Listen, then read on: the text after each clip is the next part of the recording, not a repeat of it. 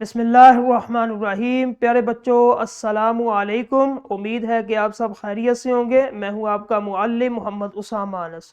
بچوں آج کا ہمارا بی لفٹ ہے 70، جس کا تسلسل یقیناً آپ نے کر لیا ہے، اور آج کا ہمارا کام حاصل تعلم اپنی جماعت کے معیار کے مطابق عبارت سن کر اہم نکات اور اجزاء سے متعلق معلومات، مشاہدات اور خیالات کو بیان کر سکتے۔ ٹھیک ہے، تو چلتے ہیں اپنے سبق کی طرف۔ سب سے پہلے آپ نے یہ دیکھنا ہے کہ کسی بھی پیراگراف یا کہانی کو توجہ سے سننا ہے، عبارت کے اہم نکات نکالنے، اپنے مشاہدات اور خیالات کا اظہار کرنا، سنی ہوئی بات کو ترتیب کے ساتھ دوبارہ بیان کرنا ہے۔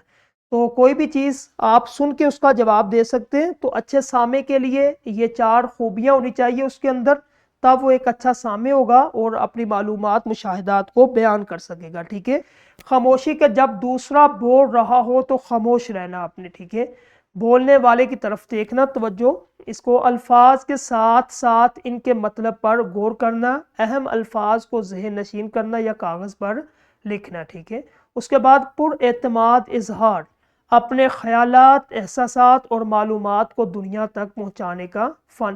پر اعتماد اظہار کیا ہوتا ہے کہ اپنی بات کو بغیر کسی ڈر یا جھجک کے دوسروں تک پہنچانا۔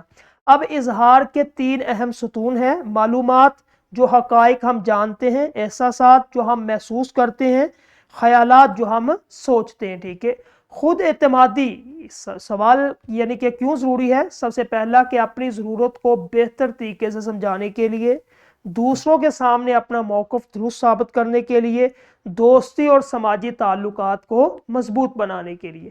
اب اظہار کے 3 جو ہے یہ طریقے، اس کو دیکھ لیں۔ الفاظ کا چناؤ سادہ واضح ہونا چاہیے، لہجہ آپ کا نرم مگر پر اثر آواز ہونی چاہیے، جسمانی زبان آنکھوں میں آنکھیں ڈال کر آپ نے بات کرنی ہے۔ اب خیالات اور معلومات کو کیسے بیان کریں، کیونکہ ہمارا حاصل تعلم ہے خیالات اور معلومات۔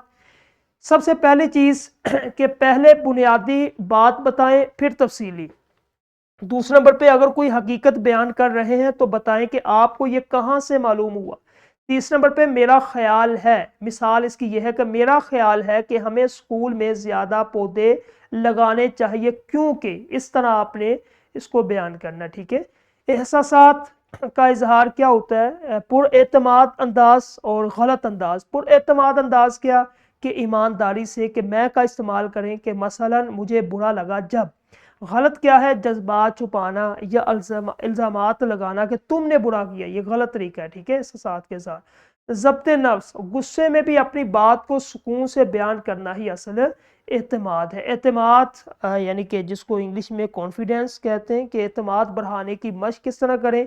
آپ ہر روز جو ہے سوال پوچھنے کی عادت ڈالیں، کلاس کے اندر متعلقہ جو اساتذہ ان سے سوال پوچھیں، یہ پہلی سیڑھی ہے۔ ٹھیک ہے، اس کے بعد مطالعہ کریں، کتاب کو پڑھیں اچھے طریقے سے، اور اس کے بعد تیسرے نمبر پہ ایک اور سرگرمی کریں کہ ہر روز آئینے کے سامنے 2 منٹ کسی بھی چیز پہ بولے، تو آپ جو ہے وہ اچھا جو ہے وہ اپنے اندر اعتماد بحال کر سکتے ہیں، کسی بھی معلومات کو، خیالات کو، جذبات کو بیان کر سکتے ہیں آپ۔ ٹھیک ہے، تو ہمارا آج کا لیکچر ختم ہوا، کل انشاءاللہ ایک نئے لیکچر کے ساتھ ملیں گے۔ السلام علیکم۔